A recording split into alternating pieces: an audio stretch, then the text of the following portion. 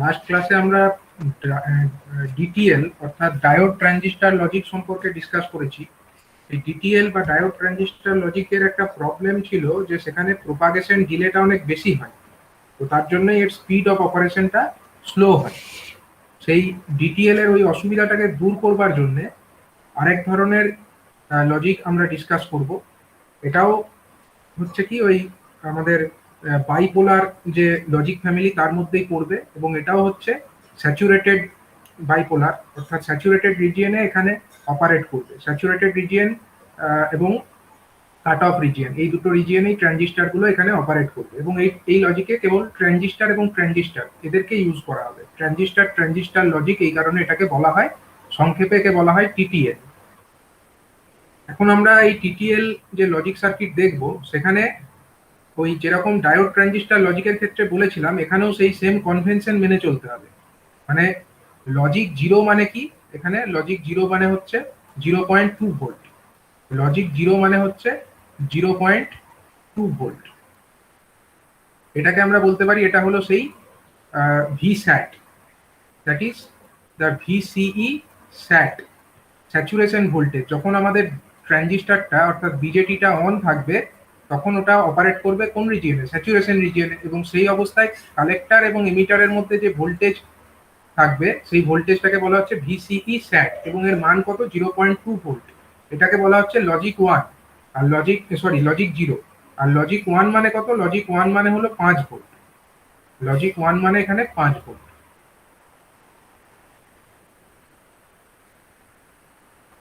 বা 5 থেকে একটু কমও হতে পারে, মানে 4 থেকে 5 এরকম একটা রেঞ্জকে আমরা বলবো যে এটা লজিক ওয়ান। কারণ একটা রেঞ্জ অফ ভোল্টেজকে আমরা লজিক ওয়ান বলে ডিনোট করি, এটা আগের দিনে আমরা ডিসকাস করেছি। এখন দেখা যাক যে এই ট্রানজিস্টার লজিক ব্যবহার করে কিভাবে আমরা একটা ন্যান্ড গেটকে ইমপ্লিমেন্ট করে দেখাতে পারি। ঠিক আছে, ট্রানজিস্টার লজিক ইউজ করে কিভাবে আমরা একটা ন্যান্ড গেট বানাতে পারি। তো এখানে ইউজ করতে হবে একটা বিশেষ ধরনের ট্রানজিস্টার বা বিজেটি, সেটা হচ্ছে multi emitter transistor. Multi emitter transistor মানে এই ট্রানজিস্টারের অনেকগুলো এমিটার টার্মিনাল থাকবে। কিরকম হয়? এরকম। এটা ধরো বেস, মানে এখানে আমাদের 3টে এমিটারকে আমরা এরকম দেখাচ্ছি। এখানে 3টে দেখাতেই হবে তার কোনো মানে নেই, 3-এর বেশিও দেখানো যেতে পারে। এগুলো হচ্ছে সব এমিটার টার্মিনাল, মাল্টি এমিটার।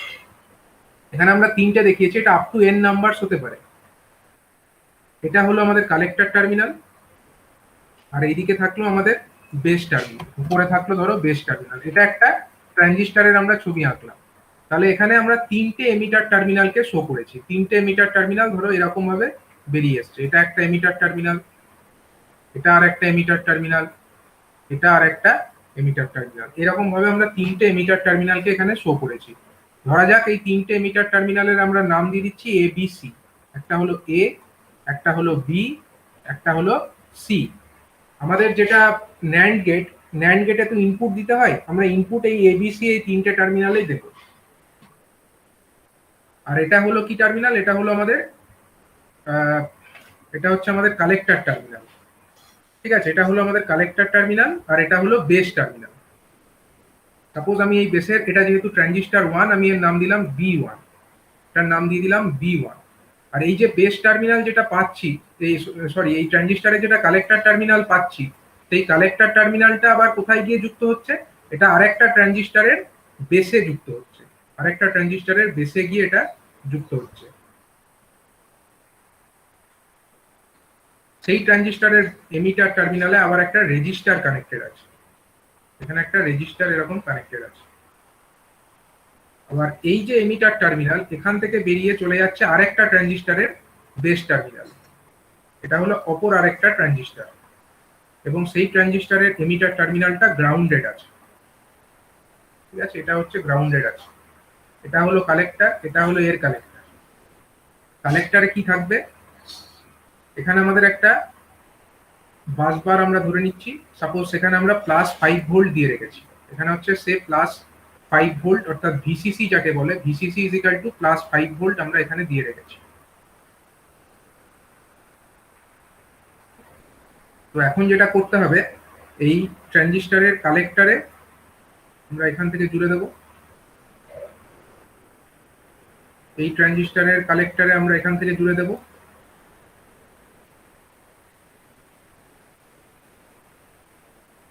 এবং এর বেসে সরাসরি জুড়বো না, এখানে একটা রেজিস্টারের মাধ্যমে আমরা এর বেসে জুড়ে দেবো। এখানে রেজিস্ট্যান্স গুলোর নাম দিয়ে দেওয়া যাক। এটা হলো রেজিস্ট্যান্স RB1, যেহেতু এটা বেস টার্মিনালের সঙ্গে লেগে আছে। এটা হচ্ছে কালেক্টরের সঙ্গে লেগে আছে তার জন্য, আর এটা হলো 2 নাম্বার ট্রানজিস্টর আমাদের। এটা হলো প্রথম ট্রানজিস্টর T1, যেটা মাল্টি এমিটার। এটা হলো সেকেন্ড ট্রানজিস্টর, তার জন্য এর নাম দিলাম T2। আর এটা হলো থার্ড ট্রানজিস্টর, তার জন্য এর নাম দিলাম T3। এখন এটা রেজিস্টার কালেক্টর টার্মিনালে লেগে আছে কোন ট্রানজিস্টরের কালেক্টরে? 2 নাম্বার রেজিস্টারে, 2 নাম্বার ট্রানজিস্টরে, তার জন্য এর নাম দিলাম RC2। আর এটা হচ্ছে একটা রেজিস্ট্যান্স যেটা 3 নাম্বার ট্রানজিস্টরের কালেক্টরে লেগে আছে, তার জন্য এর নাম দিলাম RC3। আর যেটা এটা ছিল বেস রেজিস্ট্যান্সে লেগে আছে, 1 নাম্বার ট্রানজিস্টরের বেসে লেগে আছে, তার জন্য এর নাম দিয়েছিলাম RB1। এটা হচ্ছে আমার এমিটারে লেগে আছে। কার এমিটারে লেগে আছে? এটা হচ্ছে 2 নাম্বার ট্রানজিস্টরের এমিটারে লেগে আছে, তার জন্য এর নাম দিলাম RE2। এর নাম দিলাম RE2। তো এটা হয়ে গেল আমাদের ডায়াগ্রাম ফর TTL। এই TTL এর মাধ্যমে আমরা কোন গেট ইমপ্লিমেন্ট করে দেখাবো? এটা হচ্ছে NAND গেট। TTL এর মাধ্যমে আমরা NAND গেটকে ইমপ্লিমেন্ট করে দেখাচ্ছি। ঠিক আছে, তো এখানে কি কি থাকলো? একটা হচ্ছে মাল্টি এমিটার ট্রানজিস্টর, যেখানে 3টে ইনপুট টার্মিনাল আমরা দেখিয়েছি। এটা হলো একটা ট্রানজিস্টর। ট্রানজিস্টরে এইগুলো এমিটার, 3টে এমিটার আছে। এটা হচ্ছে কালেক্টর, এবং সেই কালেক্টর টার্মিনালটা পরবর্তী ট্রানজিস্টর T2 তার বেসে লেগে আছে, এবং পরবর্তী ট্রানজিস্টর T2 যেটা, তার এমিটারে একটা রেজিস্ট্যান্স লেগে আছে RE2, এবং এখান থেকে এটা কানেক্টেড হয়ে আছে থার্ড ট্রানজিস্টরের বেস টার্মিনালে। আমরা পয়েন্টগুলোর নাম দিয়ে দিই। এটা যেহেতু 2 নাম্বার ট্রানজিস্টরের বেস টার্মিনাল, তার জন্য এর নাম দিলাম সে B2। আর এটা যেহেতু 3 নাম্বার ট্রানজিস্টরের বেস টার্মিনাল, তার জন্য আমি নাম দিলাম এর B3। আমরা বেসের সাপেক্ষে নামগুলোকে দিয়ে দিলাম। আর এইটা হলো আমাদের collector terminal of 3 number transistor. এখান থেকে আমরা ফাইনাল আউটপুটটাকে কালেক্ট করবো। সাপোজ আমি এই পয়েন্টের নাম দিলাম C, আর এখান থেকে আমরা C3 নাম দিয়ে দিই এটাকে। 3 নাম্বার ট্রানজিস্টর যেহেতু, তার কালেক্টর C3। এখান থেকে আমরা আউটপুটটাকে কালেক্ট করবো। সাপোজ আউটপুট হচ্ছে Y, এখান থেকে কালেক্টেড হচ্ছে। আউটপুটটাকে আমরা এখান থেকে কালেক্ট করছি, আউটপুটের নাম দিচ্ছি সে Y।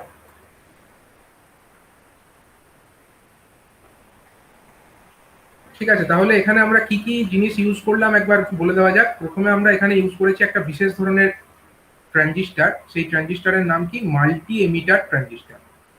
যাতে অনেকগুলো এমিটার টার্মিনাল আছে, তাকেই বলা হয় মাল্টি এমিটার ট্রানজিস্টর।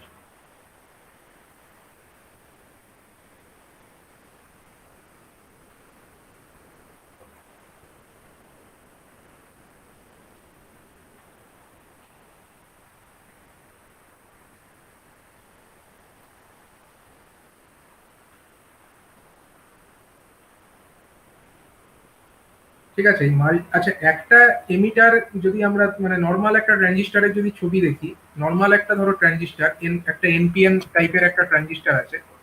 সাপোজ উপরে একটা হচ্ছে বেস, এদিকে একটা হচ্ছে এমিটার, এদিকে একটা কালেক্টর। আমরা নামগুলো দিয়ে দিই। এটা হলো সে এমিটার, এটা হলো এমিটার টার্মিনাল, আর এটা হলো আমাদের কালেক্টর টার্মিনাল, এটা হলো বেস টার্মিনাল।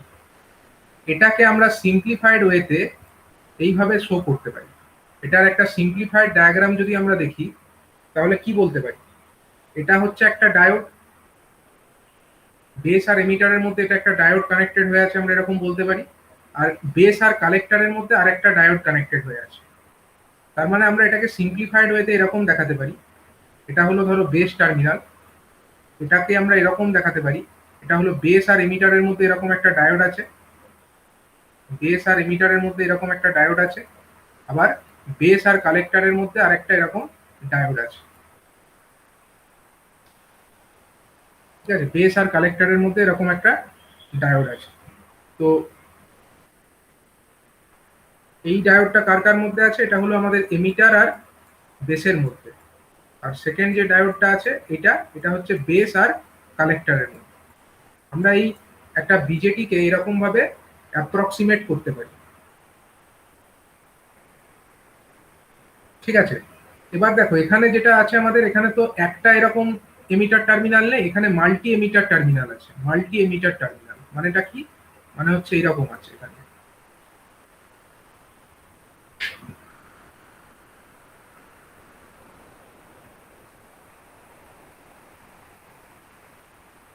এখানে ধরো এরকম তিনটে আমার এমিটার টার্মিনাল আছে, আর এখানে এটা হচ্ছে আমাদের কালেক্টর টার্মিনাল, এটা হলো সে বেস টার্মিনাল। ধরো এটা হলো আমাদের একটা এমিটার টার্মিনাল, সাপোজ এটা হলো আমাদের E1, তারপরেরটা সেই E2, এবং তারপরেরটা ধরো E3। তাহলে এটাকে আমরা অ্যাপ্রক্সিমেট কিভাবে করতে পারি? এটাকে আমরা এরকম অ্যাপ্রক্সিমেট করতে পারি যে একটা বেস আছে, তারপরে এখানে আমাদের তিনটে ডায়োড প্যারালালে লেগে আছে। মিটারের ওইদিকে একটু তিনটে ডায়োড দেখাবো। তিনটে ডায়োড আমরা এরকম প্যারালালে দেখাবো। এটা একটা ডায়োড, এরকম আরেকটা ডায়োড, এখানে আরেকটা এরকম ডায়োড। ঠিক তিনটে ডায়োডকে আমরা এরকম প্যারালালে দেখিয়ে দিলাম। আর এইদিকে আমাদের একটাই থাকবে, এদিকে এটা কালেক্টর একটাই, এটা হলো বেস টার্মিনাল, সে এটা হলো আমাদের E1, এটা ধরো E2, আর এটা ধরো E3। এরকম ভাবে ভাবা যেতে পারে, অ্যাপ্রক্সিমেটলি এরকম ভাবা যেতে পারে।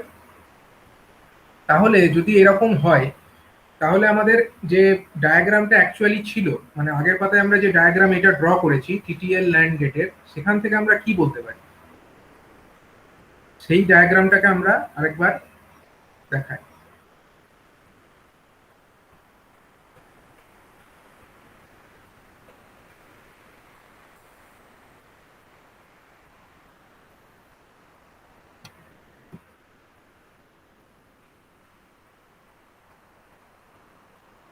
দেখো, যখন আমাদের এ বি সি স্যার একবার প্রিভিয়াস হ্যাঁ হয়ে গেছে স্যার, সি সাইডে ডায়োডটা হবে না? ও হ্যাঁ, সি সাইডে একটা ডায়োড হবে, সরি, এখানে একটা ডায়োড হবে, ডায়োডটা দেখাতে ভুলে গেছি। এখানে একটা ডায়োড থাকবে, এটাও থাকবে এরকম, ঠিক আছে, এটাও থাকবে। তো দেখো, আমরা যেটা দেখাতে চাইছি যে এই ডায়াগ্রামটায়, এই ডায়াগ্রাম যেটা আমরা টিটিএল ল্যান্ড গেটের ক্ষেত্রে ড্র করেছি, সেখানে মনে করো এ বি সি তিনটেই আছে logic zero. A B C যদি তিনটেই লজিক জিরোতে থাকে, লজিক জিরো মানে কত volt? 0.2 volt. A B C মনে করো তিনটেই হচ্ছে লজিক্যাল জিরোতে আছে, লজিক জিরো লেভেলে আছে। তখন আমরা কি বলতে পারি? এখানে যেগুলো তো ডায়োড ছিল, তার মানে এখানে আমাদের তিনটে ডায়োড এরকম, যে আগের ছবিটা যদি দেখি, এই ছবিতে মনে করো E1, E2, E3 আমরা এরকম নাম দিয়েছি, তো পরের পাতায় ওটাকেই আমরা এবিসি বলেছি। যদি আমাদের এই E1 এটাও লো আছে, এটাও লো আছে, আর এটাও ধরো লো আছে, লজিক্যাল লো লেভেলে আছে, তখন আমাদের এই এমিটার আর বেসের মধ্যে, মানে বেস এমিটার জাংশনের মধ্যে যে ডায়োড, এই ডায়োড, এই ডায়োড, আর এই ডায়োড, এই ডায়োডগুলো কোন বায়াসে আছে বলো? এই ডায়োডগুলো কোন বায়াসে থাকবে? যদি আমাদের এগুলো লো ভোল্টেজে থাকে, E1 ও লো ভোল্টেজে আছে, মানে লজিক্যাল জিরো লেভেলে আছে, E2 টাও লজিক্যাল জিরো লেভেলে আছে, এবং E3 টাও লজিক্যাল জিরো লেভেলে আছে, তার মানে কি সেগুলো রিভার্স বাইসে থাকছে তাহলে? রিভার্স কেন? ফরওয়ার্ড স্যার, forward কারণ bias উপরে ফরওয়ার্ড, ফরওয়ার্ড, কারণ এগুলো তো আমার, 0.2 এগুলো তো এগুলো হচ্ছে অ্যানোড, ক্যাথোড সাইড, আর এই দিকটা হচ্ছে অ্যানোড সাইড, সরি, এদিকটা হচ্ছে পি আর এদিকটা এন, তাই না? পি আর এন, আমরা এন সাইডটাকে জিরোতে রেখেছি, তার মানে কি এটা ফরওয়ার্ড বায়াসটাই আছে। ফরওয়ার্ড বায়াসটা আছে মানে কি এই তিনটে ডায়োডই আমার ফরওয়ার্ড বায়াসটে আছে। তা যদি তিনটে ডায়োডই আমার ফরওয়ার্ড বায়াস কন্ডিশনে থাকে, অর্থাৎ এ বি সি তিনটেই যদি আমার লজিক্যাল জিরো লেভেলে হয়, তখন কারেন্ট কোন দিক থেকে কোন দিকে ফ্লো করবে? এদিক থেকে যে কারেন্ট আসবে, এদিকটা তো +5 ভোল্টে রেখেছি, উপরের বাসবারের ভোল্টেজ তো 5 ভোল্ট, তাহলে এদিক থেকে কারেন্ট আসবে, কারেন্ট এসে কোন দিকে চলে যাবে? এই দিকে চলে যাবে, যাবে কিনা? তিনটে ডায়োডের, মানে তিনটে আমার এমিটার আছে, তিনটে এমিটারের মধ্যে এদিক দিয়ে কারেন্ট ফ্লো করে যাবে, কারণ এই ডায়োডগুলো ফরওয়ার্ড বায়াসে আছে, কারেন্ট তো এইদিকে চলে যাবে, ঠিক আছে। কিন্তু এই ডায়োডটা কোন বায়াসে থাকবে? এই যে আমার বেস আর কালেক্টরের মধ্যে যে ডায়োডটা আছে, এটা কোন বায়াসে থাকবে? সব কারেন্ট যদি এদিকেই চলে যায়, সব কারেন্ট যদি এদিকেই চলে যায়, তাহলে এদিকে নিশ্চয়ই কোনো কারেন্ট যাবে না। এদিকে কারেন্ট যাবে কি? এদিকে কারেন্ট যাবে না, এদিকে কোনো কারেন্ট ফ্লো করবে না। এদিকে যদি কারেন্ট ফ্লো না করে, দ্যাট মিন্স কি আমাদের এই ডায়োডটা রিভার্স বায়াসে আছে, তার মানে এই যখন আমাদের স্যার কালেক্টরের অ্যাক্রস স্যার ভোল্টেজটা কত আছে? কালেক্টরের অ্যাক্রসে ভোল্টেজটা এখন বলা যাচ্ছে না। এখন দেখো, এখানে ভোল্টেজ দিয়েছি বেস টার্মিনালে, বেসে একটা ভোল্টেজ আছে, সেটা কিভাবে এলো? সেটা হচ্ছে আমাদের এই উপরে যে ভোল্টেজটা দিয়েছিলাম 5 ভোল্ট, সেখান থেকে এইখান দিয়ে কারেন্ট কিছুটা ড্রপ এখানে হবে, দিয়ে এখানে কিছুটা ভোল্টেজ এসে পৌঁছাবে। এবার সেই ভোল্টেজ আমার এখানে একটা ডায়োডের অ্যাক্রসে পড়ছে, 3টে ডায়োড প্যারালাল, আর এখানে আরেকটা ডায়োড আছে। কিন্তু আমাদের এই ডায়োড যেগুলো আছে এগুলো তো সব forward bias diode. Forward bias diode মানে এদিকেই সমস্ত কারেন্টটা ফ্লো করা উচিত, ঠিক আছে? তার মানে ডায়োডের মধ্যে যদি কারেন্ট ফ্লো করে যায়, তার মানে এই পয়েন্টগুলোতে ভোল্টেজ কত? 0.2 করে আছে। এবিসি এই 3টে পয়েন্টের ভোল্টেজ কত? 0.2 করে। আর এখানে ড্রপ কত হচ্ছে? ড্রপ হয়ে যাচ্ছে আমাদের 0.7 করে। 0.7 করে এখানে ড্রপ হচ্ছে, প্যারালালই আছে ওগুলো। প্যারালাল থাকলে মানে একটাতেই একটার অ্যাক্রসে যা ভোল্টেজ সবগুলোর অ্যাক্রসেই সেম আমরা ধরে নিতে পারি 0.2 ভোল্টেজ, সরি 0.7 ভোল্টেজ। তাহলে আমাদের ওই 0.7 ভোল্টেজ যেটা, সেইটা আমাদের বলতে পারি যে বেস টার্মিনালের ভোল্টেজ। অ্যাকচুয়ালি এখানে বেস টার্মিনালের ভোল্টেজটা আমাদের 0.7 মতো এখানে পড়ছে, 0.2 প্লাস 0.7 মানে 0.9 ভোল্ট মতো এখানে পড়ছে। কিন্তু এইটার জন্য কিন্তু আমাদের এই ট্রানজিস্টরটা, এই যে আমাদের মানে এই দিক দিয়ে কোনো কারেন্ট কিন্তু ফ্লো করবে না। কেন করবে না? কারণ এখানে যদি 0.7 প্লাস 0.2 মানে কত হচ্ছে? 0.9 ভোল্টেজ পড়ছে। তো এখানে একটা ডায়োড আছে, ধরো এটা একটা ডায়োড ভাবতে পারো এটাকে, এটা একটা ডায়োড, এখানে 0.7 ভোল্ট লাগবে, প্লাস হচ্ছে আমার এখানে একটা বেস এমিটারের মধ্যে একটা আছে, জাংশন আছে, এখানে কত লাগবে? এখানেও 0.7 লাগবে, প্লাস হচ্ছে আবার এখানেও আর একটা বেস এমিটারের মধ্যে জাংশন আছে, তাহলে এখানেও 0.7 লাগবে। তাহলে এই ট্রানজিস্টর T2 আর T3 একে অন করতে গেলে আমাদের টোটাল কত ভোল্টেজের প্রয়োজন? এই জায়গাতে মিনিমাম কত থাকতে হবে এখানে, তবে কি অন হবে? এখানে একটা ডায়োড, এটা হচ্ছে 0.7, প্লাস এখানে একটা ডায়োড 2.1 মিনিমাম লাগবে, কিন্তু এখানে থাকছে কত? 0.9 থাকছে। 0.9 থাকছে, তার জন্য কি হবে? তাহলে আমাদের এখান দিয়ে কোনো কারেন্ট কিন্তু ফ্লো করবে না, কারণ এই তার মানে এই ডায়োডটা, বলো স্যার উপরে তো আমরা ভিসিসি তে 5 ভোল্ট দিচ্ছি, আরবি এর অ্যাক্রসে যা ড্রপ হয়েছে বাদ বাকি তো বি এর অ্যাক্রসে স্যার ভোল্টেজ তো থাকবে 0.7 বলছেন, কিন্তু 0.7 এর থেকে লেফট না, সাইডে যে 0.7 এর থেকে বেশি হবে না তো।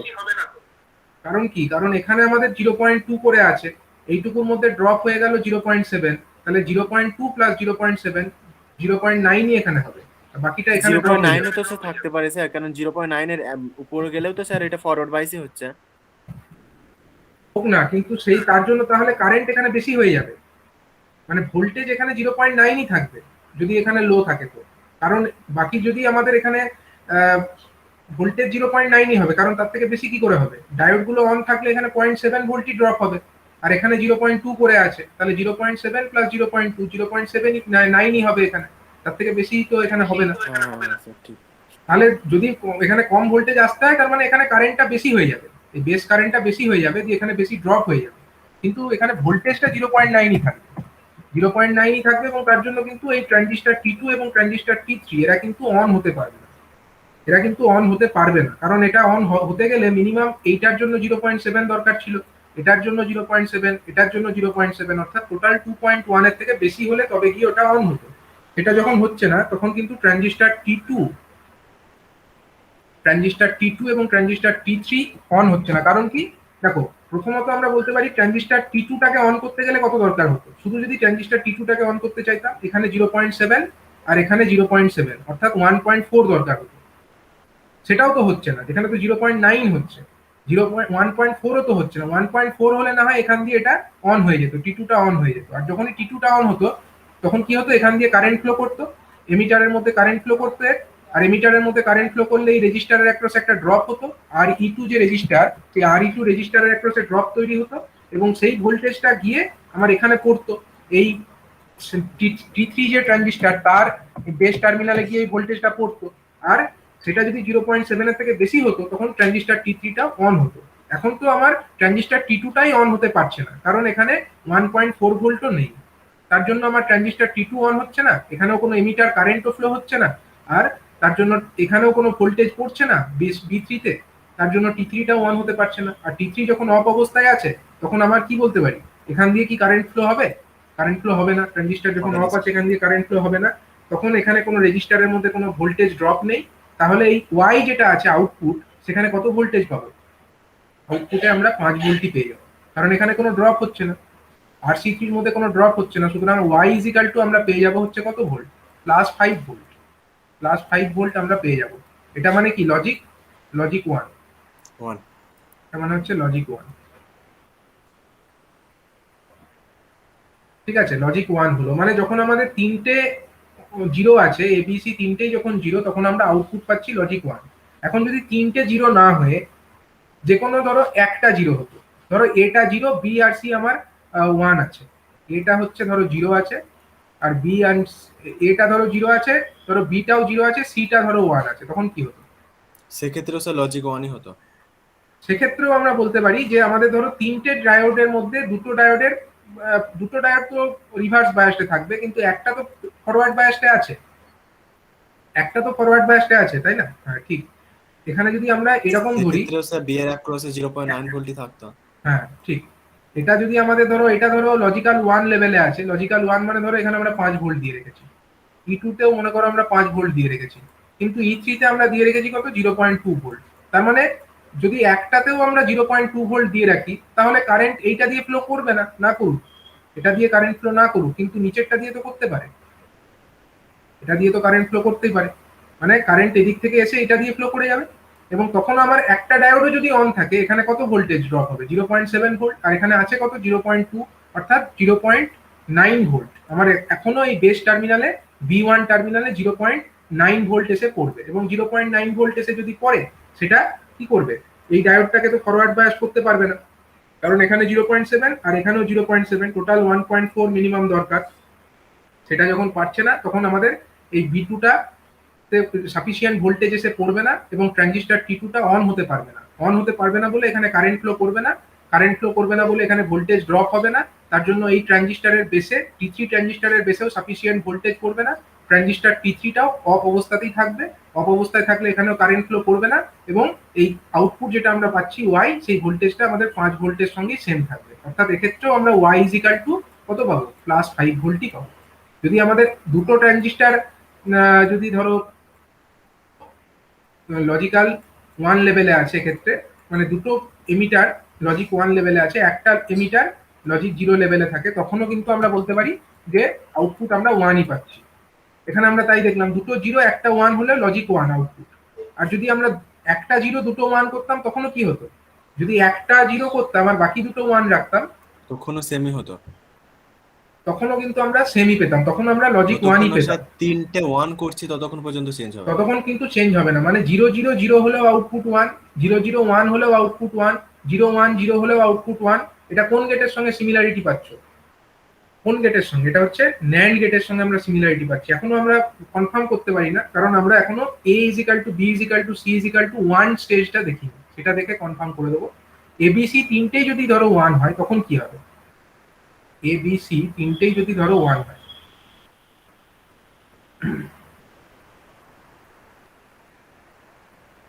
A = B = C লজিক 1 ধরো, 1 মানে এটা লজিক 1 কিন্তু, ঠিক আছে, মানে 5 ভোল্ট ধরো দিয়ে রেখেছো, তখন আমাদের কি হবে, এই ট্রানজিস্টরের এইখানেও ধরো 0 পয়েন্ট, এই প্রত্যেকটাতে ধরো 5 ভোল্ট করে দিয়ে রেখেছো, তখন আমাদের এই ডায়োড গুলো কি বায়াসে থাকবে, এই যে ডায়োড গুলো প্রত্যেকটাতেই যদি 5 ভোল্ট দিয়ে রিভার্স বায়াস হয়ে যাবে, তখন কিন্তু রিভার্স বায়াসড হয়ে যাবে এই ডায়োড গুলো। এটাতেও যদি 5 ভোল্ট দিয়ে দিই, সবকটাতেই 5 ভোল্ট করে দিয়ে দিলাম, আমরা কোন দিকে দিলাম, অ্যানোডের ক্যাথোডের দিকে দিলাম, ক্যাথোডের দিকে 5 ভোল্ট দিয়েছি, তার মানে এগুলো সব রিভার্স বায়াস, তার মানে এখান দিয়ে আর কিন্তু কোনো কারেন্ট ফ্লো করবে না, এই কারেন্ট যেটা যাচ্ছিল দেখাচ্ছিলাম, এটা কিন্তু আর ফ্লো করবে না।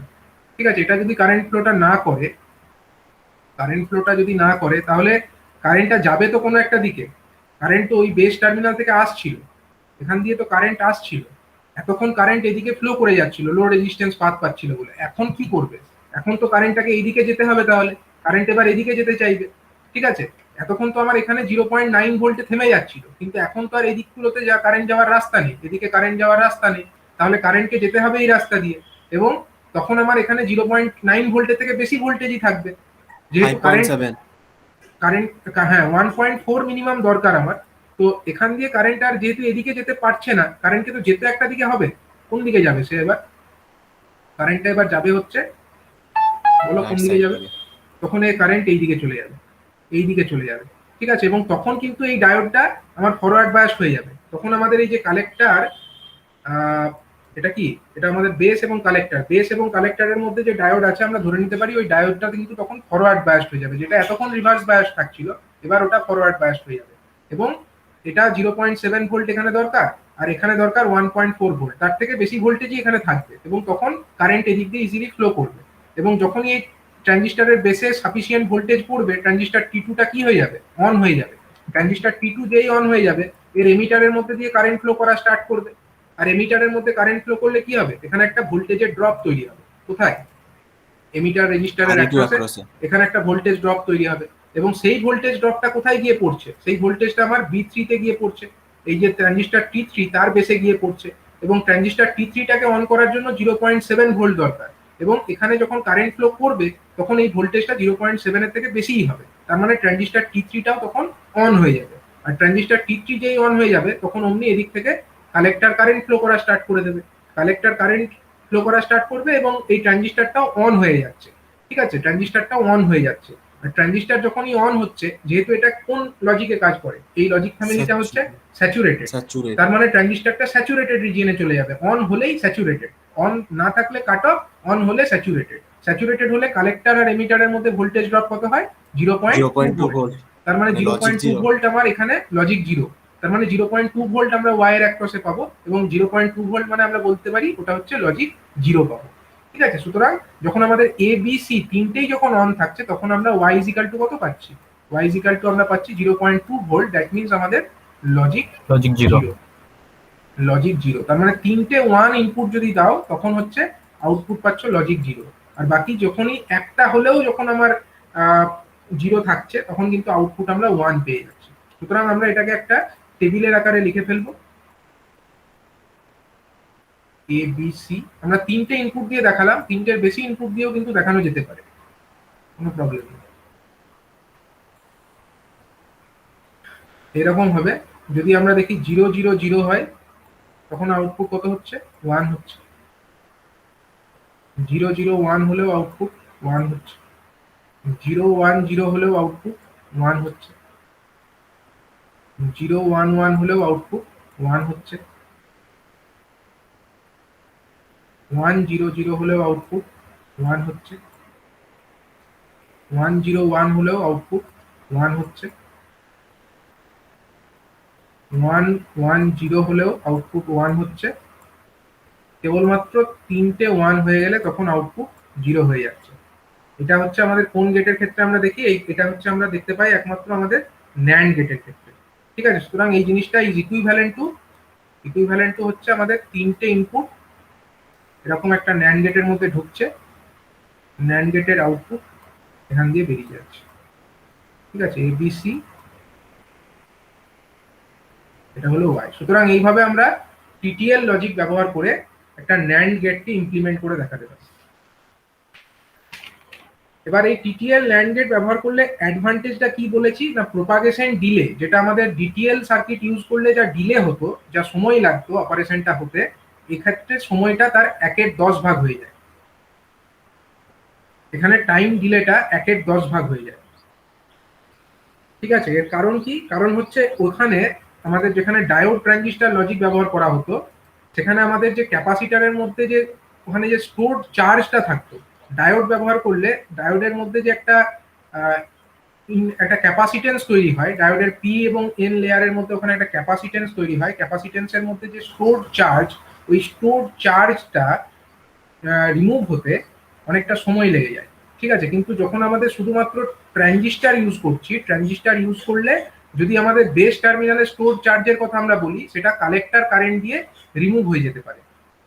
স্টোর চার্জের যে রিমুভাল, সেই প্রসেসটা অনেক ফাস্ট এখানে হয়। যেখানে ডায়োড ইউজ করা হয়, ডায়োডে তো দুটোই টার্মিনাল, সেখানে তো আর কোনো আলাদা 3 নাম্বার টার্মিনাল নেই। যেহেতু 3 নাম্বার কোনো টার্মিনাল নেই, তার জন্য ওখানে চার্জ রিমুভাল হতে সময় বেশি লাগে, তার জন্য ওর অপারেশনটা স্লো হয়। ঠিক আছে, তো এই কারণে ডায়োড ট্রানজিস্টর লজিকের তুলনায় টিটিএল অর্থাৎ ট্রানজিস্টর লজিকে অপারেশনটা ফাস্টার হয়। কিন্তু এই ট্রানজিস্টর লজিক ব্যবহার করারও কিছু ডিসঅ্যাডভান্টেজ আছে। ঠিক আছে, স্যার এটা হ্যাঁ। পরীক্ষায় এলে তিনটে স্টেজ দেখিয়ে পরে ট্রুথ টেবিলটা করে দেওয়া যাবে? তিনটে স্টেজ দেখিয়ে নাটটাই করতে হবে। না, লিখে দেবে মানে কথাই লিখে দিতে হবে একটু, মানে দুটো স্টেজ। আমি তো খালি লেখা, কথা তো কিছু লিখিনি। তুমি লিখে দেবে যে এখন যদি any one of the input is low, then at every time তুমি এক দুটো এরকম দেখিয়ে তারপরে বলে দিতে পারো যে if any one of the input is low then the output will always be high। এটা কথায় লিখে দেবে, তাহলেই হবে। দু তিনটে দেখবে, ঠিক আছে। তো এবার আমরা দেখবো যে টিটিএল ব্যবহার করলে কিছু ডিসঅ্যাডভান্টেজও আছে। সেই ডিসঅ্যাডভান্টেজটা কি এবং তার জন্য কি করা হয়েছে সেটা আমরা এখন একটু ডিসকাস করবো, ঠিক আছে। আমাদের টিটিএল সার্কিট আমরা এখানে দেখছি, টিটিএল সার্কিট। এই টিটিএল সার্কিটের মধ্যে ডিসঅ্যাডভান্টেজটা কখন আসে সেটা দেখা যাক। মনে করো এখন একটা ক্যাপাসিটিভ লোড, মনে করো একটা, এটা তো একটা আমাদের ন্যান্ড গেট, মানে আমরা ইনপুট দিচ্ছি এবিসি আর আউটপুট নিচ্ছি ওয়াই থেকে। এবার আউটপুট যে ওয়াই থেকে নিচ্ছি ওটাকে কোথাও তো কাজে লাগাবো। মনে করো ওখানে আমরা একটা লোডকে কানেক্ট করেছি, সেই লোডটা হলো ধরো ক্যাপাসিটিভ লোড, ঠিক আছে। কিরকম লোড? Capacitive load. এরকম ধরো এর ক্যাপাসিটেন্স হলো সি, আমরা এরকম এটাকে কানেক্ট করে রেখেছি।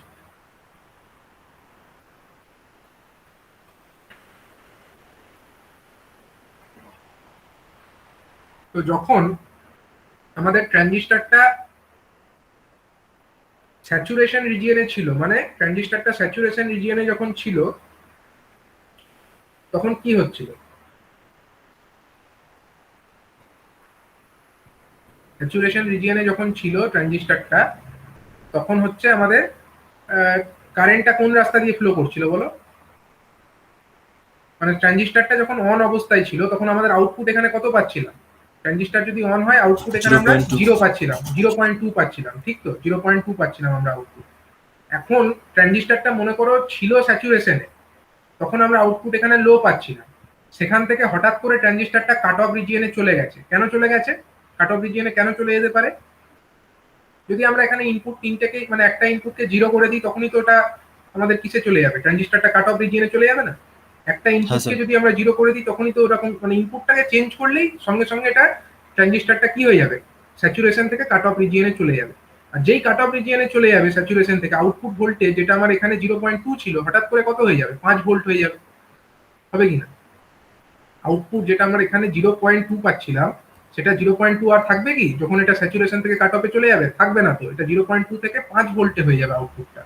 তাহলে যখনই আউটপুটটা চেঞ্জ হবে তখন আমাদের ক্যাপাসিটারটা এবার কি হবে? ক্যাপাসিটারটা যখন 0 ভোল্ট ছিল বা 0.2 ভোল্ট ছিল ক্যাপাসিটারটা চার্জ হতে পারছিল না, কিন্তু যখন এখানে একটা হাই ভোল্টেজ চলে আসবে সে চেষ্টা করবে কি? ক্যাপাসিটারটাকে চার্জ করার চেষ্টা করবে, ক্যাপাসিটারটা চার্জ হওয়ার চেষ্টা করবে।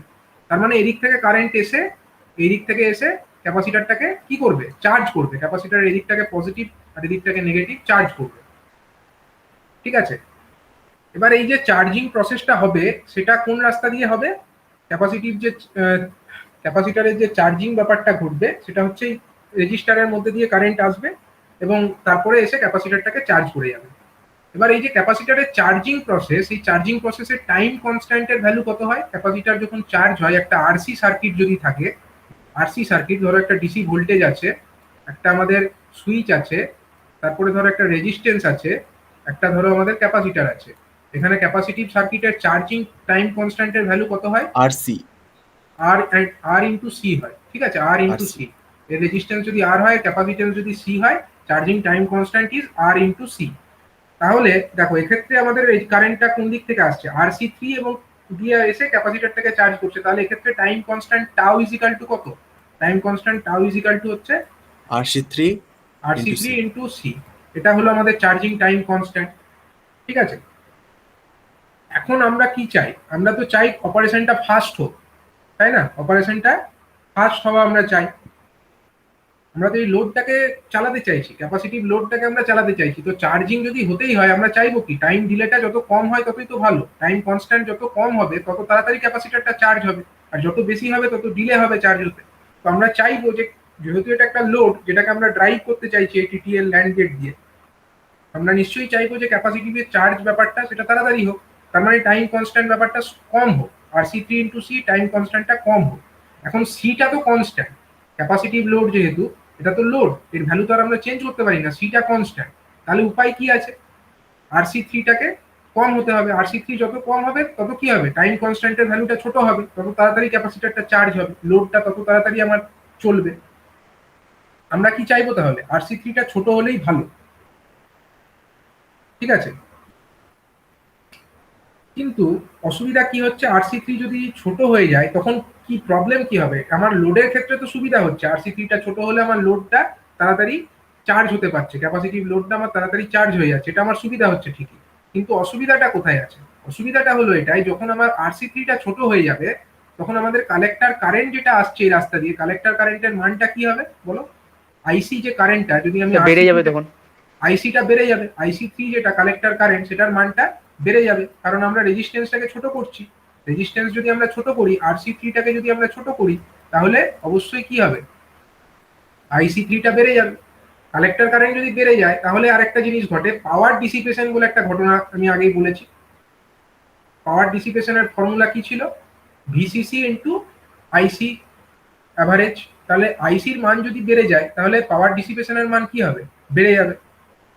পাওয়ার ডিসিপেশনের মানটা বেড়ে যাওয়া তো ভালো জিনিস নয়, পাওয়ার ডিসিপেশন যত কম হবে ততই ভালো, এটাও বলেছি আমি। এবার এটা তো একটা অসুবিধা গেল যে আমাদের পাওয়ার ডিসিপেশনের মানটা বেড়ে যাবে। আরেকটা অসুবিধা হবে যে ট্রানজিস্টরটা যখন ধরো অন হবে, আইসি3 RC3টা তো আর আমরা বারবার কম বেশি করতে পারবো না, যা করার একবারে করে দিতে হবে। এমন তো নয় আমরা এখানে একটা ভ্যারিয়েবল রেজিস্টার ইউজ করবো, সেটা সম্ভব নয়। ভ্যারিয়েবল রেজিস্টার এখানে ইউজ করা যাবে না, যা করার একবারই একটা ভ্যালু চুজ করে রেখে দিতে হবে। এখন যদি আমরা একটা ছোট ভ্যালু চুজ করে রেখে দিই তাহলে আমার ক্যাপাসিটরটা তাড়াতাড়ি চার্জ হচ্ছে, ঠিক কথা। কিন্তু একটা অসুবিধা হচ্ছে যে কালেক্টর কারেন্টের মানটা বেড়ে যাচ্ছে, যে কারণে পাওয়ার ডিসিপেশনের মানটা বেড়ে যাচ্ছে। আরেকটা অসুবিধা হচ্ছে যে যখন আমার আইসি3 মানটা বেশি হচ্ছে, ট্রানজিস্টর যখন অন হবে তার বেস কারেন্টের সঙ্গে কালেক্টর কারেন্টের একটা সম্পর্ক আছে, আমরা জানি কি সম্পর্ক সেটা, আইসি ইজ ইকাল টু কত হয়, বিটা ইন্টু আইবি। এটা আমরা জানি। তাহলে কালেক্টর কারেন্টের মান যদি বেড়ে যায়, ধরো আইসি3টা যদি বেড়ে যায়, তাহলে তার করেসপন্ডিংলি কে বেড়ে যাবে, বিটাটা তো কনস্ট্যান্ট, ট্রানজিস্টরের বিটা তো কনস্ট্যান্ট, তাহলে বেড়ে কে যাবে, আইবি3টা বেড়ে যাবে। মানে বেস কারেন্টটাকে বেশি বেশি হতে হবে, তার মানে আমার এখানে এই ট্রানজিস্টরটাকে অন করার জন্য এখানে বেশি ভোল্টেজের প্রয়োজন হয়ে যাবে যখন ট্রানজিস্টরটা আমার অন অবস্থায় থাকবে তখন। তার মানে এটাও একটা অসুবিধা, কিন্তু আমাদের এখানে বেস কারেন্ট বেশি দিতে হবে, সেটা পাওয়াটাও তো ডিফিকাল্ট। মানে ট্রানজিস্টরটা যখন অন অবস্থায় থাকছে তখন আমরা চাইবো যে যত কম থাকে ততই ভালো, বেস কারেন্টের মান যত কম রাখা যায় ততই ভালো, তাহলে সহজেই ট্রানজিস্টরটাকে অন করা সম্ভব হবে। এখন যদি আমার বেস কারেন্টটাকে অনেক বাড়াতে হয় সেটা তো প্রবলেম ট্রানজিস্টর অন থাকাকালীন। সুতরাং আমরা দেখতে পাচ্ছি দুটো কনফ্লিক্টিং সিচুয়েশন। ট্রানজিস্টরটা, এই T3 ট্রানজিস্টরটা, এটা যখন অফ অবস্থায় আছে, অফ অবস্থায় মানে কি, যখন এটা কাট অফ অবস্থায় আছে তখন আমরা তো চাইছি যে RC3 মানটা ছোট হলে ভালো, কারণ তাড়াতাড়ি ক্যাপাসিটরটা চার্জ হবে। অন্যদিকে যখন এই ট্রানজিস্টর T3টা এটা যখন অন অবস্থায় আছে তখন আমরা চাইছি যে আমাদের এখানে বেস কারেন্টের মানটা ছোট হলেই ভালো। ছোট হওয়ার ভালো মানে কি, সেটা কিভাবে সম্ভব, আইসি3টা যদি ছোট হয়, আইসি3 কি করে ছোট হবে, যদি RC3টা বড় হয়। মানে আমরা ট্রানজিস্টর T3 অন থাকা অবস্থায় চাইছি যে RC3 মানটা বেশি হলে ভালো, আর ট্রানজিস্টর T3 অফ থাকা অবস্থায় চাইছি RC3 মানটা কম হলে ভালো, ঠিক আছে। তাহলে দুটো কনফ্লিক্টিং সিচুয়েশন হয়ে যাচ্ছে, আমরা দুটো জিনিস চাইছি, অন থাকা অবস্থায় একরকম আরসি চাইছি, অফ থাকা অবস্থায় আর একরকম আরসি চাইছি। দুটো জিনিসকে তো একসঙ্গে পাওয়া সম্ভব নয়, কারণ আরসির ভ্যালুটা যা করার একবারই চুজ করে দিতে হবে। তাহলে এটা একটা প্রবলেম হয়ে যাচ্ছে। এই টিটিএল যেটা ন্যান্ড গেট, সেখানে আমরা এই একটা প্রবলেম ফেস করছি, ঠিক আছে। স্যার এখানে যদি টাইম কনস্ট্যান্টটা বেড়ে যায় তাহলে তো রেসপন্সটা মানে স্লো আসবে। হ্যাঁ, রেসপন্স স্লো আসবে, তো তার জন্য তো টাইম কনস্ট্যান্টটাকে আমরা ছোট রাখতে চাইছি। রেসপন্স স্লো তো আমরা চাই না, আমরা তো চাই RC3টাকে ওই জন্য আমরা কম রাখতে চাই। কখন, যখন ট্রানজিস্টরটা অফ অবস্থায় আছে তখন। অফ অবস্থায় থাকলে তখনই তো চার্জিং এর গল্প আসছে, অফ অবস্থায় থাকলে তবেই তো এখানে আমার হাই ভোল্টেজ আসছে, তখনই তো চার্জিং হবে, তাছাড়া তো চার্জিং এর গল্প নেই। সুতরাং আমরা চাই যে RC3 মানটা ছোট হোক কখন, যখন ট্রানজিস্টরটা অফ আছে তখন, আর RC3 মানটা বড় হোক কখন চাইছি, যখন ট্রানজিস্টরটা অন থাকছে তখন। এবার এই দুটো জিনিসকে একসঙ্গে পাওয়া তো মুশকিল। RC ভ্যালু যা করার, RC3 যা ভ্যালু একবারেই চুজ করে দিতে হবে, আমরা বারবার তো চেঞ্জ করতে পারি না। তো সেই অসুবিধাটাকে দূর করার জন্য কিছু একটা উপায় হবে, সেটাই আমরা এখন ডিসকাস করব। তো তার আগে আমি একটা জিনিস বলে দিই, এক্ষেত্রে যখন ক্যাপাসিটরটা চার্জ হচ্ছে, ঠিক আছে, ক্যাপাসিটরটা যখন চার্জ হচ্ছে, কোন রাস্তা দিয়ে চার্জিংটা হচ্ছে বলো? এই RC3 মধ্যে দিয়ে এসে ক্যাপাসিটরটা এই রাস্তা দিয়ে চার্জ হচ্ছে, ঠিক আছে। RC3 মধ্যে দিয়ে কারেন্ট আসছে, এসে ক্যাপাসিটরটাকে চার্জ করছে। যখন আমার এখানে হাই ভোল্টেজ আসছে, মানে ট্রানজিস্টরটা যখন অফ অবস্থায় আছে তখন, তো ক্যাপাসিটরের মাধ্যমে, সরি, রেজিস্টার RC3 মাধ্যমে ক্যাপাসিটরটা চার্জ হচ্ছে। তো এই কারণে এই RC3টাকে কি বলা হয় জানো? RC3টাকে বলা হয় পুল আপ সার্কিট। এই RC3 এটাকে বলা হয় পুল আপ সার্কিট, যেহেতু এটা ক্যাপাসিটরকে চার্জ করে, মানে পুল আপ করে, ক্যাপাসিটরের চার্জটাকে বাড়িয়ে তোলে, তার জন্য একে বলা হয় পুল আপ সার্কিট। আর যেহেতু এটার একটা রেজিস্টার, এখানে আমরা রেজিস্টার ইউজ করছি। রেজিস্টার একটা কি এলিমেন্ট? অ্যাক্টিভ এলিমেন্ট না প্যাসিভ এলিমেন্ট? কি বলো? Passive element. তো তার জন্য যেহেতু আমরা এখানে রেজিস্টারের মাধ্যমে ক্যাপাসিটরটাকে চার্জ করছি, তার জন্য একে বলা হয় প্যাসিভ পুল আপ সার্কিট। কি বলা হয়? Passive pull up circuit. আমরা এক্ষেত্রে যেহেতু রেজিস্টারের মাধ্যমে ক্যাপাসিটরটাকে চার্জ করছি, তার জন্য একে বলা হয় passive pull up circuit.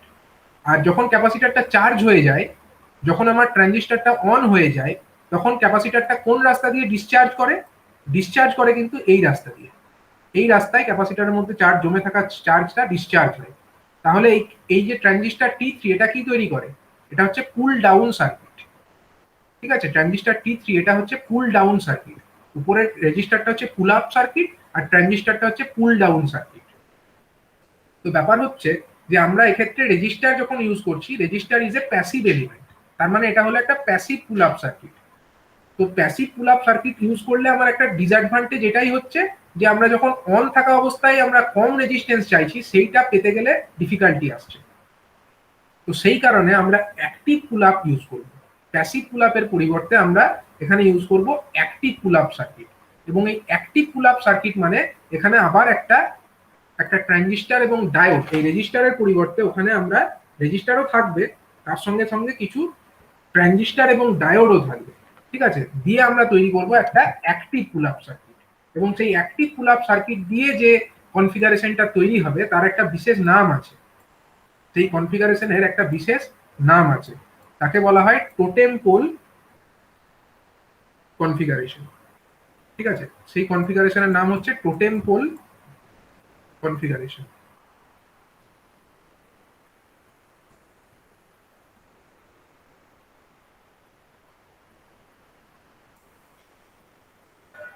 Totem pole কনফিগারেশনটা কি রকম সেটা আমরা একটু ডিসকাস করে নিই, ঠিক আছে। এটাও টিটিএল এরই মধ্যে, ঠিক আছে, টিটিএল এর মধ্যে। আগেরটা ছিল নর্মাল একটা টিটিএল, এবার আমরা দেখবো যে active pull up circuit use করে আমরা ব্যবহার করব টোটেম পোল কনফিগারেশন। সেখানে ওই ডিসঅ্যাডভান্টেজটা থাকবে না। কি করে হচ্ছে কনফিগারেশনটা আমরা বানাচ্ছি, তো দেখো এখানেও মানে ওই রকম মাল্টি এমিটার টার্মিনাল যুক্ত একটা রেজিস্টার, মাল্টি এমিটার টার্মিনাল যুক্ত একটা ট্রানজিস্টর থাকবে, যেরকমটা আগে ছিল এরকম মাল্টি এমিটার টার্মিনাল যুক্ত একটা ট্রানজিস্টর।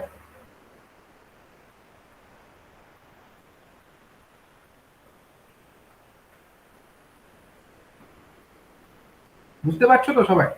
এই অ্যাক্টিভ পোল মানে পুল আপ সার্কিটটা কি প্রবলেম হচ্ছে সেটা সকলে বুঝতে পেরেছো আশা করা যায়। সেটা থেকেই কিন্তু, সেটা বুঝতে যদি পারো তবেই কিন্তু এই টোটেম পোলটার কারণটা বুঝতে পারবে, ঠিক আছে। এটাতে যে ডিসঅ্যাডভান্টেজটা এলো আমার, সেই ডিসঅ্যাডভান্টেজটাকে দূর করার জন্যই কিন্তু এই মানে এই অ্যাক্টিভ পুল আপ বা টোটেম পোল কনফিগারেশন এটা ব্যবহার করা হচ্ছে, ঠিক আছে। তো এখানেও আমরা ডায়াগ্রামটা ড্র করছি। ধরো এটা হলো আমাদের B1, এটা হলো ধরো আমাদের তিনটে ইনপুট আছে, আমরা নাম দিয়ে দিলাম এবিসি তিনটে। এটা হলো আমাদের কি? এটা হলো আমাদের কালেক্টর। সাপোজ এটা হলো প্রথম ট্রানজিস্টর যেহেতু C1, এবং সেই C1টা কার সঙ্গে যুক্ত থাকবে না, আমাদের সেকেন্ড যে ট্রানজিস্টরটা আছে তার বেস টার্মিনালে যুক্ত থাকবে, দ্যাট মিনস B2। সেকেন্ড ট্রানজিস্টরের বেস, দ্যাট মিনস B2। এখানে আমাদের ওইরকম একটা সেকেন্ড ট্রানজিস্টর আছে, এখানে আমরা একটা রেজিস্টার ইউজ করব, গ্রাউন্ড করে দিলাম, এবং এইটাকে আমরা ইউজ করব to the base of the third transistor. এটাকে আমরা গ্রাউন্ড করে দেবো।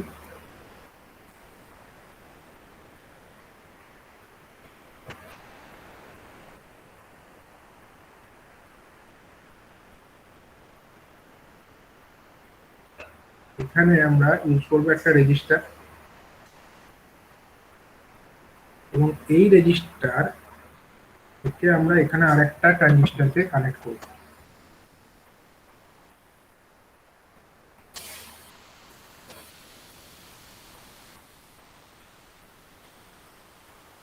এখানে একটা ডায়োড থাকবে,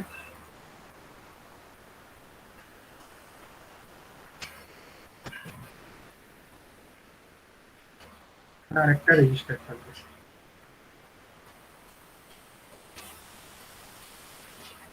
এখানে একটা রেজিস্টার থাকবে,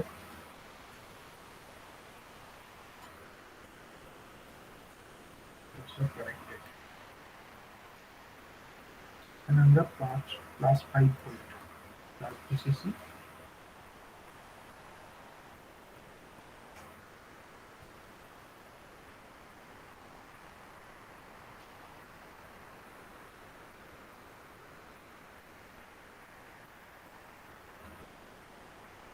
আচ্ছা নামগুলো দিয়ে দেওয়া যাক। এটার নাম হলো RB1, যেহেতু এটা রেজিস্ট্যান্স এবং এটা B1 টার্মিনালে যুক্ত আছে। এটা হলো আমাদের C2। আচ্ছা এখানে হচ্ছে আমাদের এটা ট্রানজিস্টর T2, এটা হলো ট্রানজিস্টর T1, এটা হলো আমাদের ট্রানজিস্টর T3। এখান থেকে আমরা ওয়াইটাকে নেব আউটপুট,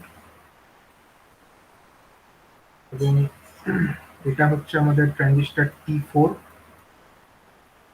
যেহেতু T4 এর সঙ্গে আছে তার জন্য এটা RC4, এবং এটা হলো সে D, and this is C3, collector of the transistor 3, and this is B4,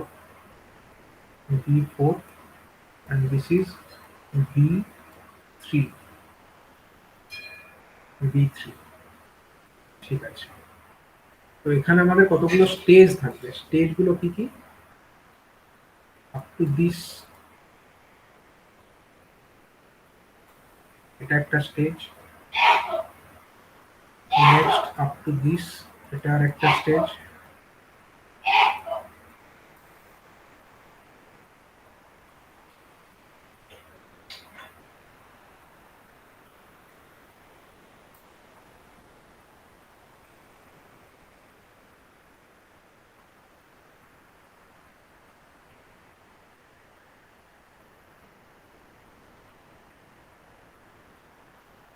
তারপর এই ছবিটা যেটা আমরা ড্র করলাম, এইটাতে কতগুলো সেকশন আছে। এইখান থেকে শুরু করে আপ টু দিস, এটাকে বলা হয় ইনপুট সেকশন। এটাকে কি বলে? এটা হলো আমাদের ইনপুট সেকশন। এই হলুদ দাগ পর্যন্ত, বাঁদিক থেকে যে হলুদ দাগ দিয়েছি সেখান থেকে আপ টু দিস, এটা হলো আমাদের ইনপুট সেকশন।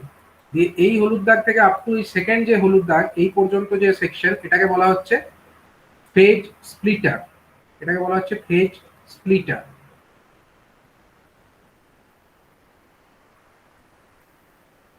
এটাকে বলা হচ্ছে ফেজ স্প্লিটার সেকশন। এটাতে আগেরটাতেও আঁকা যেতে পারতো, ফেজ স্প্লিটার সেকশন, এরকম করে 3টে সেকশন দেখানো যেতে পারতো, এবং এইটা ফাইনাল হচ্ছে আউটপুট স্টেজ। এটা হলো আউটপুট স্টেজ, ঠিক আছে। আগের যে টিটিএল সার্কিট আমরা ড্র করেছিলাম তার সঙ্গে এই সার্কিটের পার্থক্যটা কোথায় বলো? আগের সার্কিটের স্যার সঙ্গে এই একটা সার্কিট, স্যার এক্সট্রা ট্রানজিস্টর আর ডায়োড আর একটা RC4 রেজিস্ট্যান্স এক্সট্রা অ্যাড করেছে সার্কিটে।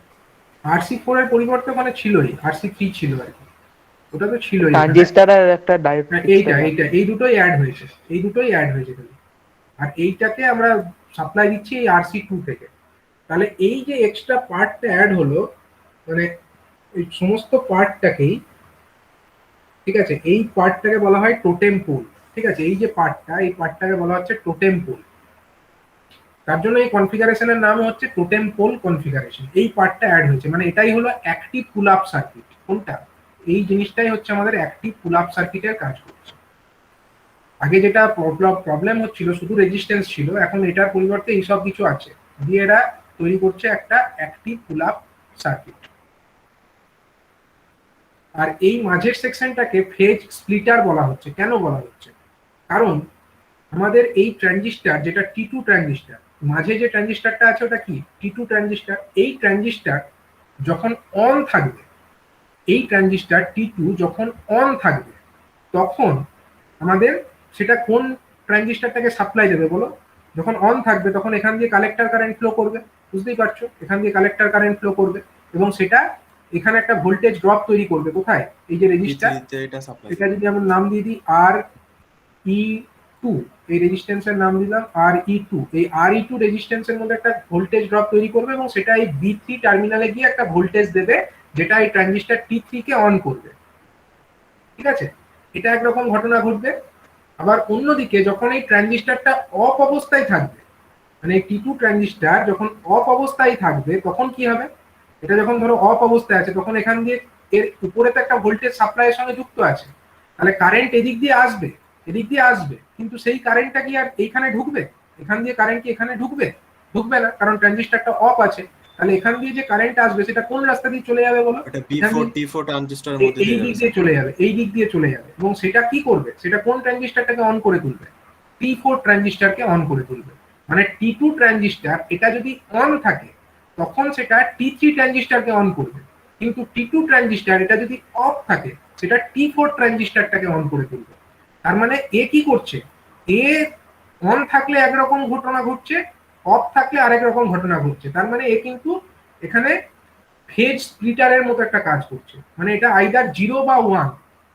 অন থাকলে যদি থাকে তখন এখানে 1 এখানে 0, আর যদি অফ থাকে তখন এখানে 0 এখানে 1।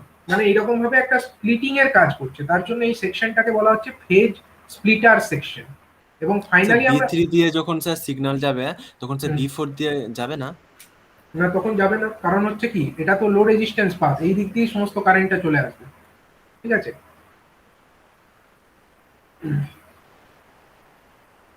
তখন হচ্ছে আমাদের ট্রানজিস্টরটা কিন্তু ওই T4টা কিন্তু তখন অন থাকবে না। তো এই ঘটনাটা দেখো, যেটা হচ্ছে আমাদের হুম,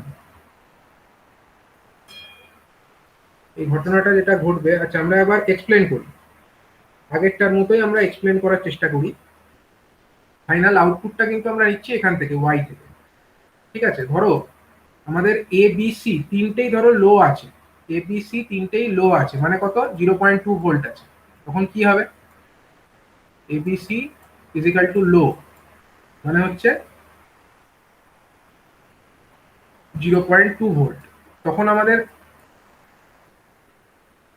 ডায়োড ডিটা দেওয়ার উদ্দেশ্য কি?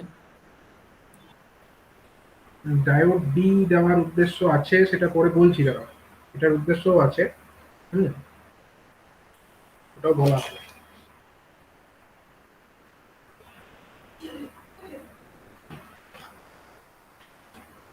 দেখো এখানে আমাদের আমরা এবিসি প্রথমে সিচুয়েশনটা দেখে নিই। এবিসি যদি আমরা তিনটেকে লো রাখি, তখন আমাদের ডায়োড গুলো কি কোন বায়াসে থাকবে? এই যে ডায়োড গুলো আগের যে ছবিতে এঁকেছিলাম, আর রাখছি না আমি, এই যে এরকমই তো সিচুয়েশন, এরকম ভাবে ওটাকেও এক্সপ্লেন করা যাবে। তিনটে ডায়োড প্যারালালে আছে, তখন আমাদের কি হবে? তিনটেই যদি আমাদের লো থাকে, তার মানে তিনটে ডায়োড, এই তিনটে ডায়োড কিসে আছে? ফরওয়ার্ড বায়াসে আছে, ফরওয়ার্ড বায়াসে আছে। তখন আমাদের কারেন্ট কোন রাস্তা দিয়ে ফ্লো করবে বলো?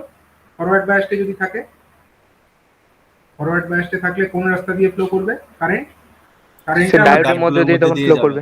এইগুলোর মধ্যে দিয়ে ফ্লো করে যাবে। ঠিক আছে, তার মানে আমাদের এই এখানে আমাদের সাফিসিয়েন্ট ভোল্টেজ তো পড়বে না, সাফিসিয়েন্ট ভোল্টেজ এখানে থাকবে না, 0.9 ভোল্ট মতো থাকবে। যেটা 0.9 ভোল্ট থাকবে সেটা এই ডায়োডটাকে এবং এই বেস এমিটার জাংশনের মধ্যে যে অন করতে ড্রপটা আছে সাফিসিয়েন্ট তাকে নয়। সাফিসিয়েন্ট নয়। তার মানে এই ডায়োডটা আমার তখন অফ অবস্থাতে থাকবে, অফ অবস্থাতে থাকবে। ঠিক আছে, তো তখন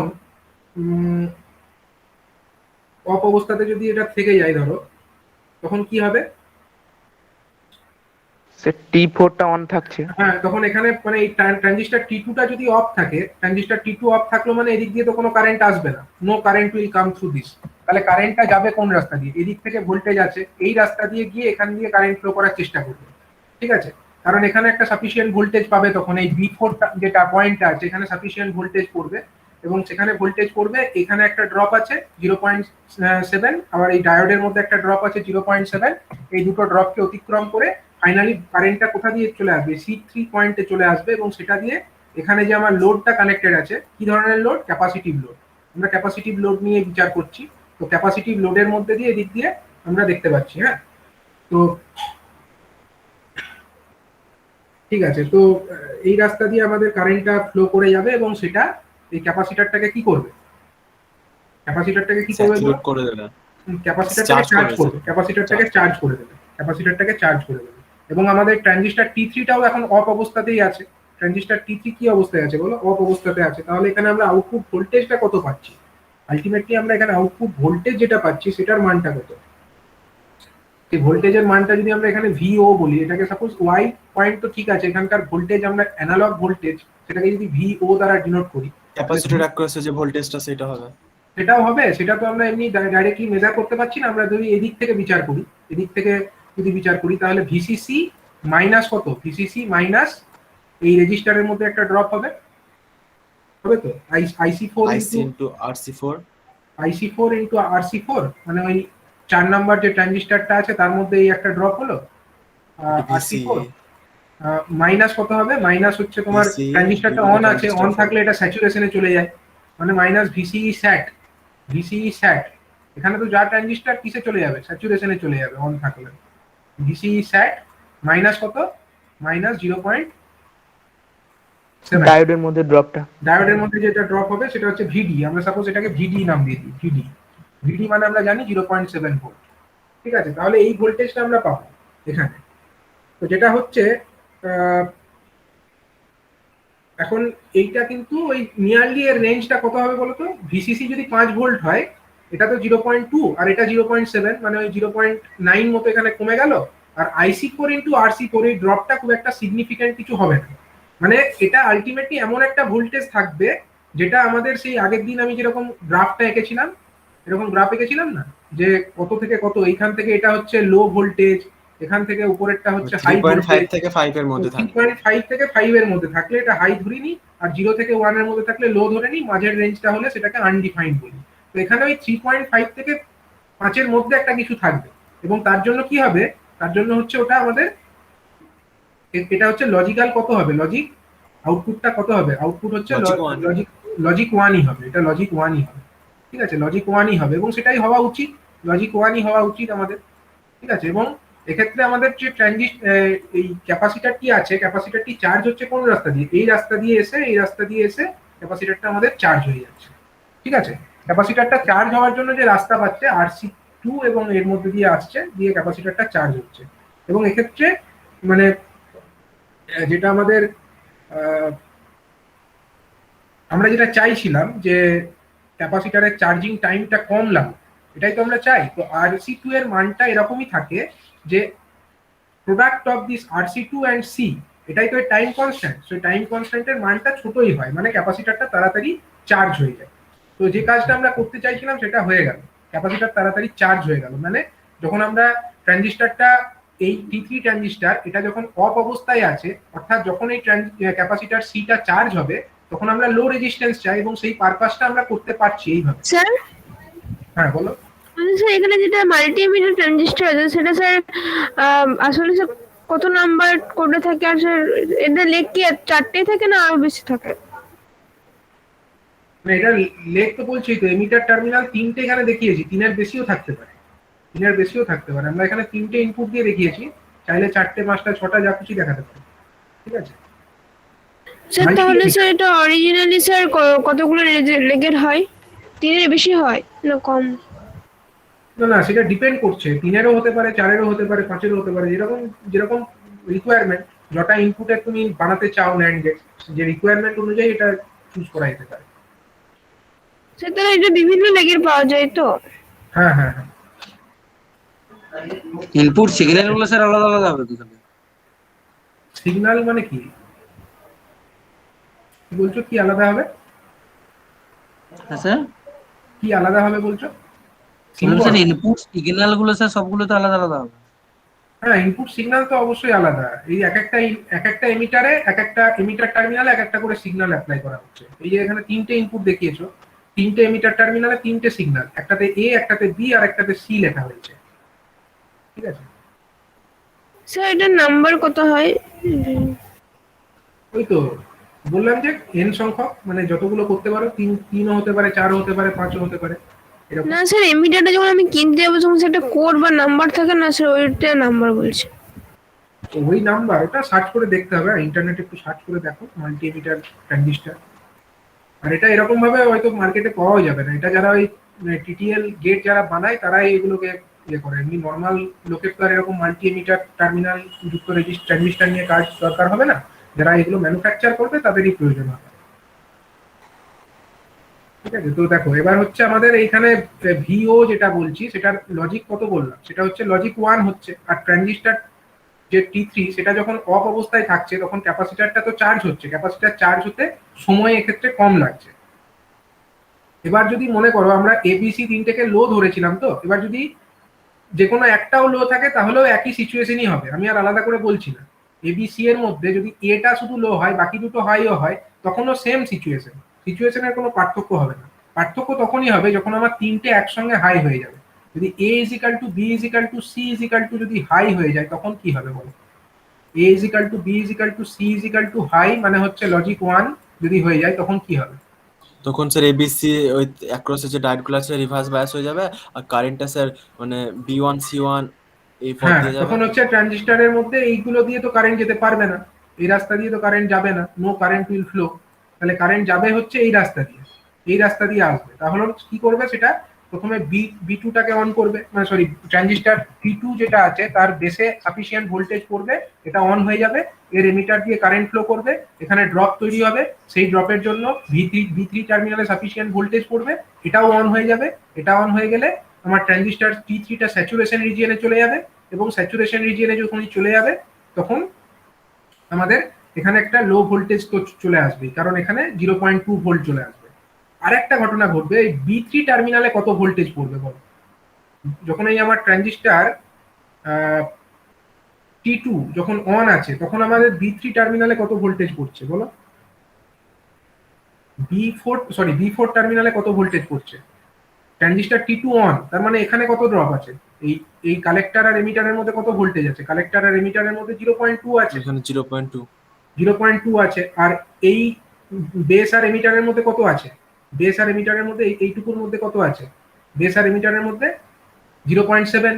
তাহলে 0.2 প্লাস 0.7, কালেক্টর ইমিটারের মধ্যে 0.2 না স্যার 0.7? কালেক্টর আর এমিটারের মধ্যে 0.2, কালেক্টর আর এমিটারের মধ্যে 0.2, কারণ ট্রানজিস্টর অন থাকলে স্যাচুরেশনে চলে যায় না, স্যাচুরেশনে চলে গেলে কি হয়? স্যাচুরেশনে চলে গেলে 0.2, এইটুকুর মধ্যে 0.2, আর এইটুকুর মধ্যে কত? এইটুকুর মধ্যে 0.7।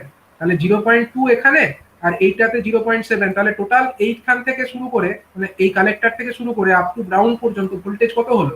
0.2 প্লাস 0.7 মানে হচ্ছে 0.9। তাহলে এই বেস বি4 টার্মিনালে কত ভোল্টেজ পড়বে বলো? বি4 টার্মিনালে 0.9ই পড়বে, পড়বে না? 0.9ই তো পড়বে বি4 টার্মিনালটায়, এটা তো বি4 টার্মিনাল, মানে এইখানটাই আমার ভোল্টেজ কত? 0.9ই পড়ছে। কারণ কি?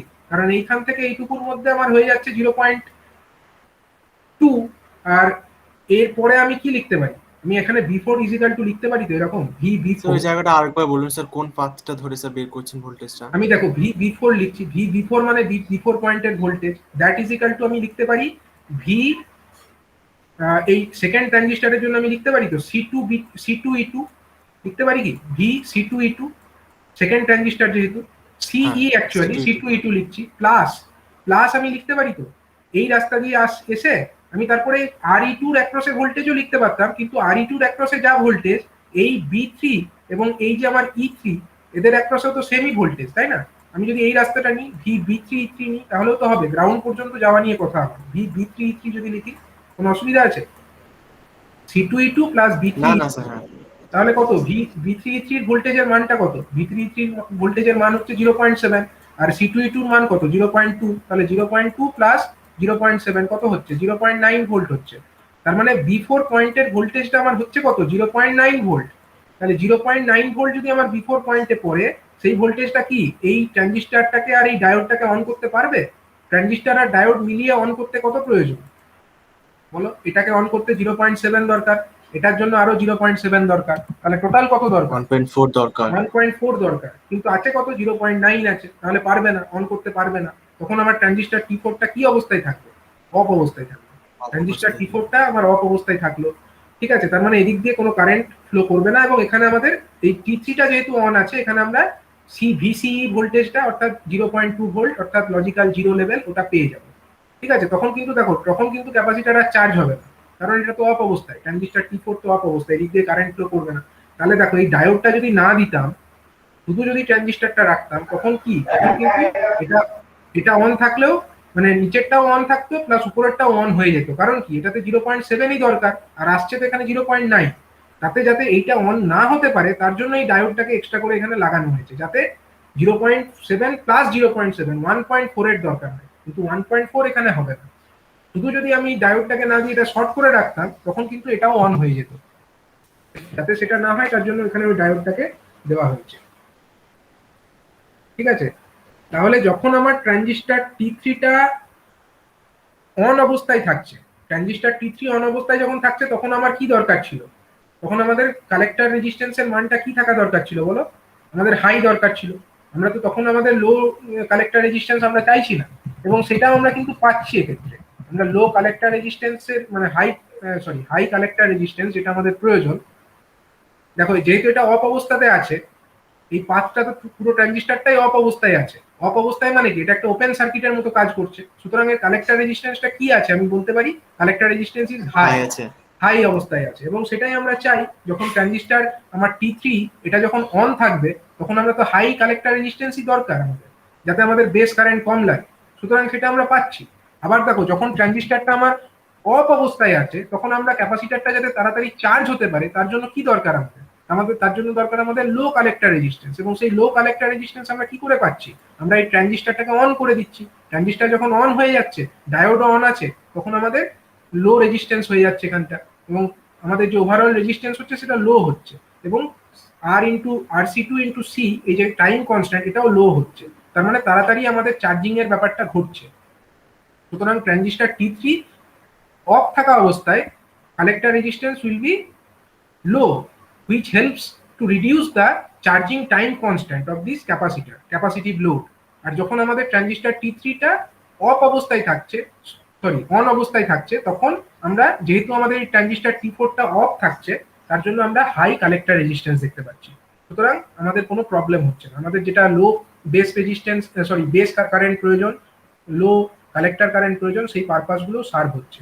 সুতরাং এইভাবে টোটেম পোল কনফিগারেশনকে ইউজ করে আমরা অ্যাক্টিভ পুল আপ করতে পারছি। এক্ষেত্রে ক্যাপাসিটরটা চার্জ যেটা হচ্ছে, সেটাই অ্যাক্টিভ পুল আপ সার্কিটের মাধ্যমে হচ্ছে, ক্যাপাসিটর ডায়োড এইগুলোর মধ্যে দিয়ে হচ্ছে, অ্যাক্টিভ পুল আপ সার্কিটকে বলে, এবং এই কনফিগারেশনটাকে বলা হয় টোটেম পোল কনফিগারেশন।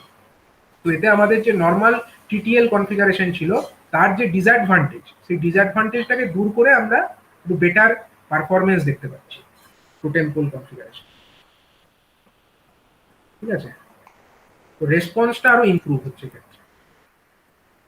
এক্সামে যেটা বলে স্যার TTL টা দেবো না স্যার, টোটেম পোলটা লিখবো? বলে দেবে ওরা, যদি শুধু বলে তাহলে শুধু TTL টা লিখবে, আর যদি বলে টোটেম পোল তাহলে টোটেম পোলটা লিখবে, ঠিক আছে।